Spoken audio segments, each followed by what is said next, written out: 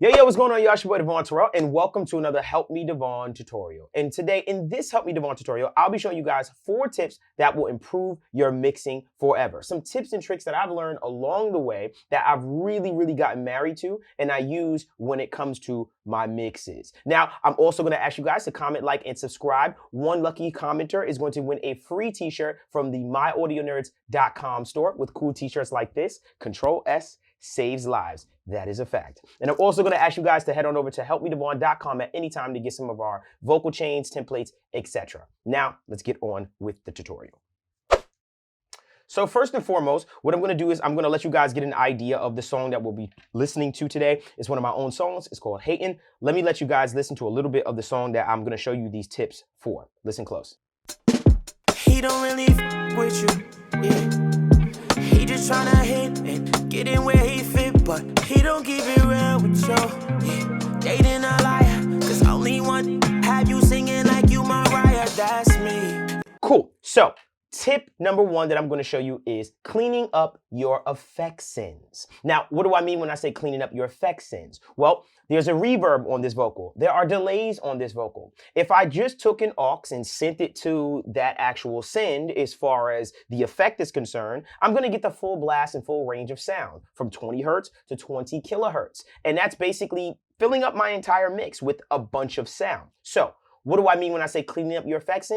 How about we roll off some of that low end and even some of that top end on those reverbs to allow more space for the rest of the mix to breathe so that we're not adding so much of that mud and darkness or just that sound of sonics into our signal. Remember, when we're mixing, we're really just trying to gain every inch of headroom and space that we possibly can. So this is going to allow you to carve some of that space that you're building upon from guitars with reverbs and vocals with reverbs, and actually getting some of that space back in your mix. This is very important and extremely powerful. Please stay with me. So the way I'll do it is like this. I'll solo this lead vocal. I'm going to crank it in the aux send so that it's getting a huge amount of signal into the reverb so you can really hear what it sounds like. And what I'm also going to do is I'm going to mute the rest of these other effects as well so that it can be out the way and so we can just hear just the verb for what it is. So let's listen to this full blast of sound going into the reverb. Listen close. He don't really with you, yeah. He just tryna hit and get in where he fit, but okay, so you hear a full blast of sound. Now, how would we clean this up in a sense of getting some of that low end out of here that we really don't need, and even letting some of that brightness cut through in the mix with the vocal, as opposed to leaving so much reverb on the top end of our vocals where it gets muddy? This is what you do. You're gonna put an EQ right after the reverb in your chain. I'm going to unbypass this right quick. And what I did was this. I came over here to this one right here, this band, and I rolled it off all the way up until 300 hertz, so about 295 hertz. And then the top end of it, I rolled off to about 4,000 hertz. And this is what I'm left with. Check this out. He don't really with you, yeah. He just tryna hit and get in where he fit, but he don't keep it real with you. And before. He don't really with you, yeah. He just tryna hit and get in where he fit, but he don't keep it real with you. Now, what you noticed is, you noticed that the top end, when the EQ was engaged, was more present. You felt like it cut a lot better. You've also felt like it had more presence on the vocal as well, as opposed to being so washed out by that entire reverb. What we did was, we rolled off some of the low end on that reverb, which gave us more space and less muddy and cloudiness in the vocal, or the sound in general, and then we rolled off some of the top end on the reverb as well, which allowed for the original vocal sound to have a full blast of its high end and top end, and all we did was affect that middle part. So I'm going to play it for you again. Listen very closely. What I'm going to do is I'm going to bypass this back and forth. Without first, and then with. You'll notice that you feel like the vocals instantly pop out when the EQ is engaged. So without first. He don't really with you, yeah. He just tryna hit and get in where he fit, but he don't keep it real with you, yeah. Dating a liar, cause only one have you singing like you Mariah, that's me. And I know he don't know you like I do, But you leveled up, but you ain't moved. So you can hear that difference. When this EQ is engaged, you can feel like the vocal is still getting that effect of space, but at the same time, you feel like it feels a lot cleaner as it's only being affected in a very specific mid-range, from about that 300 hertz range to about that 4,000 hertz range. Extremely Powerful is going to clear up so much room in my mix, and it's going to make your overall sound better. Now, this is a preference thing, of course. Try it, see if it works. If you're looking for more headroom, if you're looking to try to clean things up, this is a great technique to use. The second part of this tip that I'm going to show you is for delays. Now, you may already be very, very familiar with the way that we use this for delays. I'm going to take this off, bring this here. What I'm going to do is I'm going to bring this back down. And then what I'm going to do is I'm going to crank the delay sound that's going to our fourth note delay. So check this out. Let's crank this. He don't really with you, yeah. He just tryna hit. Okay, cool. So you're getting the full blast of that delay for the most part. Now, granted, in a lot of delays, it already contains an EQ section. And what this EQ section allows is for you to say, hey, low cut, I want you to roll off a bunch of the low end. And for the high cut, hey, I want you to roll off a lot of the top end. Now, for some of you that don't have this functionality in one of your reverbs, do not be afraid of seeing this Echo Boy, which I highly recommend. I love this EQ. I'm just going to say, for the sake of whatever delay you have, how to do this manually yourself. So this is a full blast of what it sounds like without the actual EQ section engaged. This is a full blast of your delay. He don't really with you, yeah.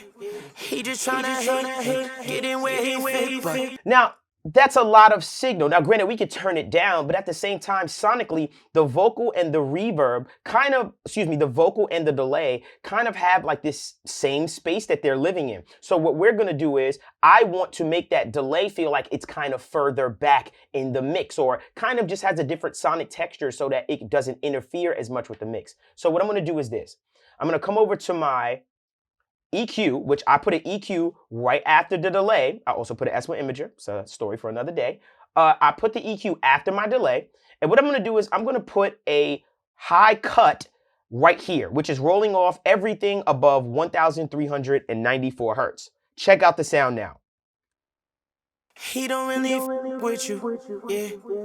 He just tryna hit, get in where he fit, but now I'm getting more of a lo-fi sound inside of my delay, and that is going to probably sit a lot better with the delay and the lead vocal, because now there's a difference, and now you can feel that difference, and the delay can now have its own space that it kind of lives in. And it doesn't always have to be this lo-fi sound. It could be all kinds of different ways you could do it. Check this out, for instance. I'll come over here. Let's say I put this low pass filter here. Let's turn off this band. And watch this. I'm just going to roll off a ton of low end on the delay. Watch how it sounds. he don't really with you, yeah. He just tryna hit and get in where he fit, but he don't keep it real with you.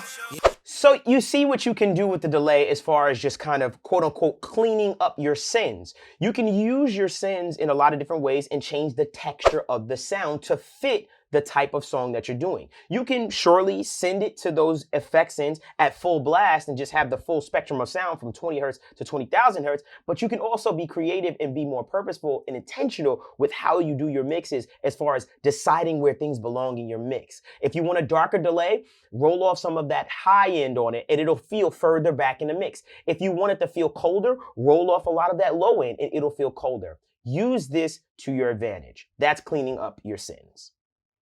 So now for tip number 2, using parallel compression. And whether you've heard of parallel compression or never use it at all, I'm going to show you the way that I go about it and use it within my mix. And you might find and discover something that you might not have used in parallel compression before. Let's get right to it. So if you look at my song, basically what I'm going to do is I'm going to play it without the parallel compression, and then I'm going to play it with the parallel compression. And what I want you to do is I want you to analyze the difference between the two as it's playing. So without first, and then I'll engage it, and I want to know how you think it feels. So this is without first. He don't really with you, yeah. He just tryna hit and get in where he fit, but he don't keep it real with you, yeah. Dating a liar, cause only one have you singing like you Mariah, that's me. I know he don't know you like Now, that was obvious. You can feel like the power of those vocals kind of just disappeared and it just felt a lot weaker. Now, this is not only an application that you use for just vocals, but I'm also using it for my instruments as well. That guitar has parallel compression on it. Those vocals have parallel compression on it. I'm using parallel compression in a way to really give my mix some more oomph, a lot more energy and power without really affecting the original signal. I'm going to show you exactly what I mean. So let's go head on over to first this parallel compressor, which I do parallel compression in sections. I have a personal parallel compressor for my vocals. I have another parallel compressor for my entire mix, and then I have another parallel compressor for my instruments. I have another parallel compressor for my drums. That's how I like to break up my parallel compression. For this particular song, I only did it for my vocals as well as the entire mix. So we'll just stick to that. But I like to use parallel compression for a lot of different applications. Okay, so what I did was I went to my lead bus or my lead vocal, and I sent out a send to a parallel compressor chain, which is right here, as you can see. And this is my settings.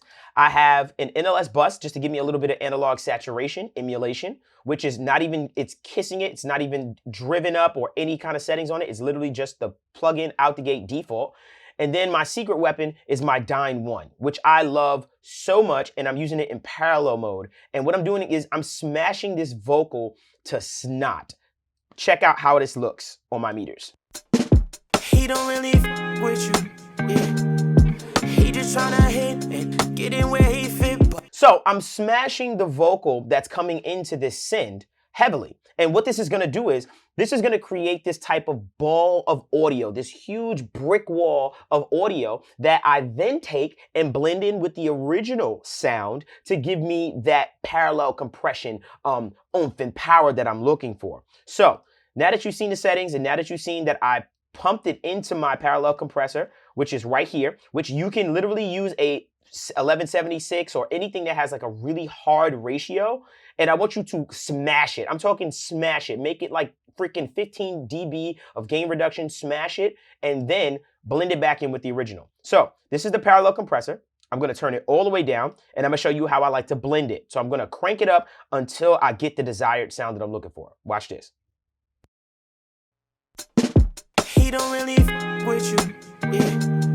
He just tryna hit and get in where he fit, but he don't keep it real with you, yeah. Dating a liar, cause only one have you singing like you Mariah, that's me. And I know he don't know you like I do, but you leveled up, but you ain't moved back. So you can feel that power that just kind of rose in that vocal. And guess what? I'm not affecting the original at all. I'm literally blending it with a copy of that signal and adding all of that power and oomph and presence into that sound. Now, on top of doing it for the vocal, like I told you before, I also do it for the entire mix. So what I did was I grabbed my exciter. I grabbed the parallel compressor from before. I grabbed the lead bus. I grabbed let's see, I also grabbed my guitar, which is right here. And I fed all of those signals into my big parallel chain, which is right here.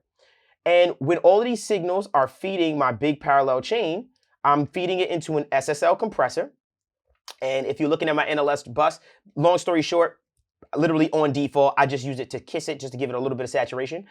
But this is the big thing. I pump all of these signals into an SSL compressor. I love this compressor for doing parallel stuff. It's super interesting. So I have my ratio at 10. I always like to do really hard ratios for when I'm doing parallel compression. I have a medium release, and I have a pretty slow attack because I still kind of want a little bit of that transient information to come in. I'm looking to get about 8 dB of gain reduction for all of those signals. So remember, this compressor is getting my vocals, my guitars, and all of my other exciters and all of those things. So I like to feed my instruments and all of my vocals and stuff like that into this particular big parallel chain. I like to leave my drums out. I parallel compress that by itself in another way with another fader. So let's turn the big parallel compressor down and let's blend it all the way up. Remember, I already got it to be about at 8 dB of gain reduction. Now I'm gonna blend it until I like the desired sound. He don't really with you, Yeah. He just tryna hit and get in where he fit, but he don't keep it real with you. Yeah. Dating a liar, cause only one have you singing like you Mariah. Now let's bypass that back and forth to see the difference between the two sounds without first. He don't really with you. Yeah. He just tryna hit and get in where he fit, but he don't keep it real with you.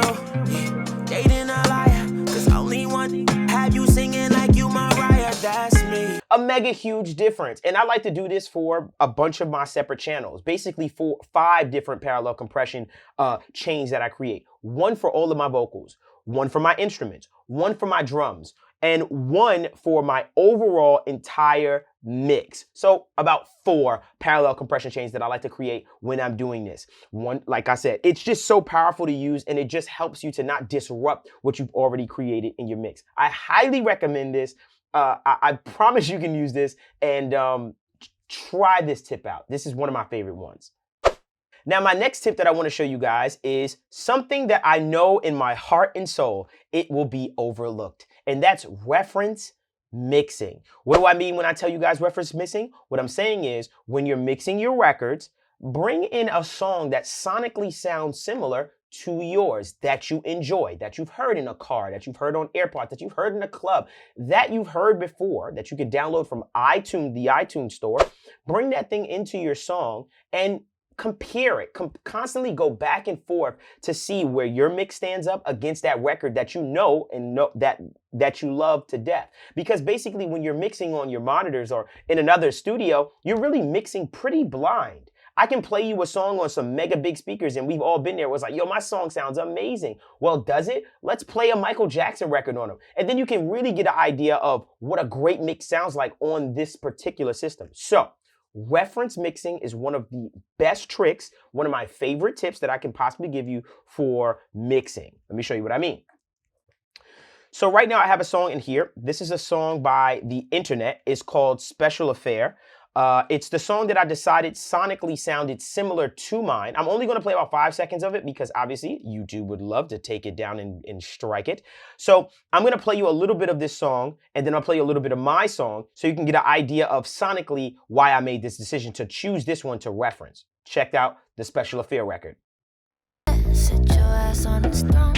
It's a special affair. Better act like you know. Cool. And then my record. He don't really with you, yeah. He just tryna hit and get in where he fit, but he don't get. So you can hear that there's a sonic similarity between the two. Of course, the Internet one is a lot different, but at the same time, you can feel like there's something similar there. So I wanted to get an idea of the relationship between the kick and the vocal, and how does the guitar sound, and where's everything sitting in the mix. I wouldn't have been able to get to the place where I got if I didn't listen to that record first and constantly go back and forth and say, are my vocals too loud? Oh, hers are louder than mine. Reference mixing is one of the most important tips that I can ever stress to you guys so that you are not disappointed when you go to the car, play that song, and it doesn't sound right.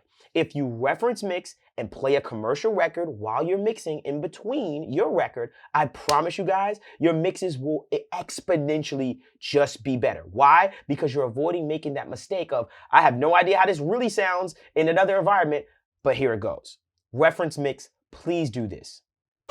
And for my last tip for this whole thing is adding analog saturation. Now, unlike just putting an EQ on your mix bus and boosting the high end if you want high end, what analog saturation emulation allows you to do is it actually adds signal and sound to the actual signal. So it allows and it adds harmonics that weren't there originally that can give your sound color and a different kind of tone and feeling, and it's extremely, extremely powerful as opposed to just taking the EQ and say, I just want it to feel like this. This analog saturation emulation actually adds harmonics to the sound, and it's way more powerful than what an EQ can merely do, which is okay, but it has a different sound and characteristic that I think could really, really improve your mix and add just a different layer to it in its totality. Let me show you what I mean.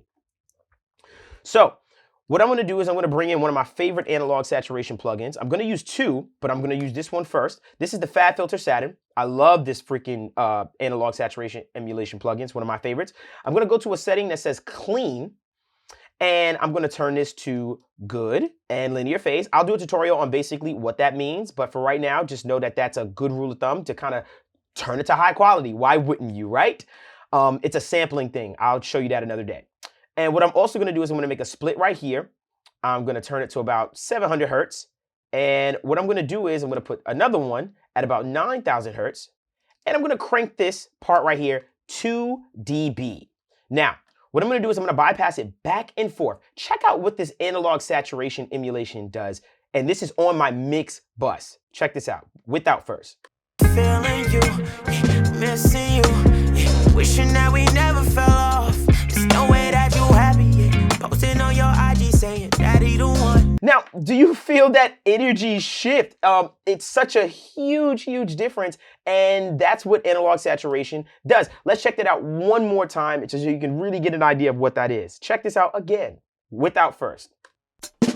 He don't really with you, yeah. He just tryna hit and get in where he fit, but he don't keep it real with you, yeah. Dating a liar, cause only one have you singing like you Mariah, that's me. So it adds these beautiful harmonics to your sound that weren't there before, and it sounds more exciting. It's so odd to me when you listen back to that, you go, wow, I didn't even know it was missing that. And that's why I love just going to that FabFilter sound or any analog saturation plugin for that matter, and just seeing what nuances it can give me and what else I can pull from that song to really enhance its features. Another plugin that I use a lot is the Abbey Road Vinyl, which I feel like is a plugin that doesn't get talked about enough. I love this plugin. It's from Waves, and I'll leave a link in the description below if you want my preset as well. And basically what I'm going to do is I have a preset that I use called Beef.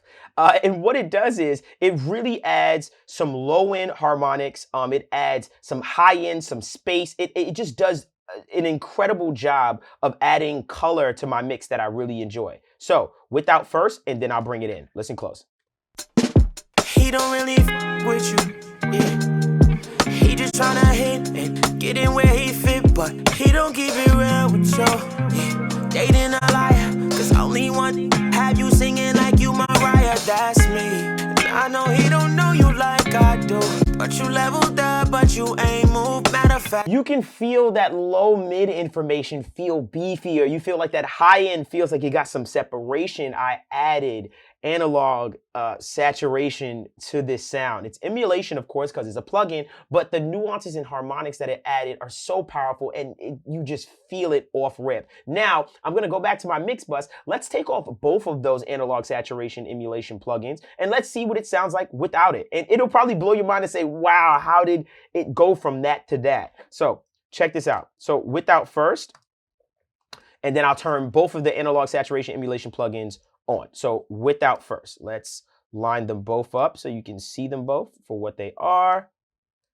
And I'm going to leave them off, and then I'm going to turn them on in the middle of the mix. Listen close, without first.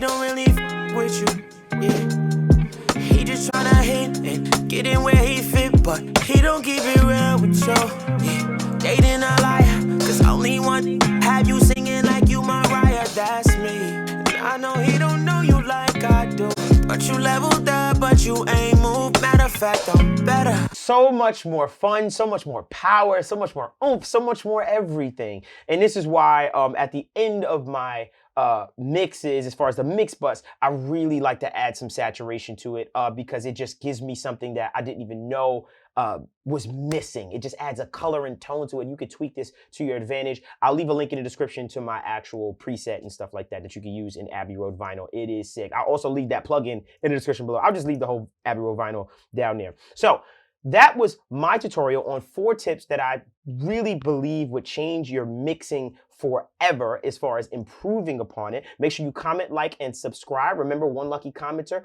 will get a free shirt from myaudionerds.com. Also, make sure you visit helpmedevvon.com to get some of our vocal chains, templates, etc., presets like the Abbey Road Vinyl one. And also make sure you join our Discord community with a bunch of aspiring engineers like yourself, along with our actual Instagram as well. So I hope you guys enjoyed that. Make sure you let me know below what other tutorials or reviews you want me to do next. And until next time, you guys.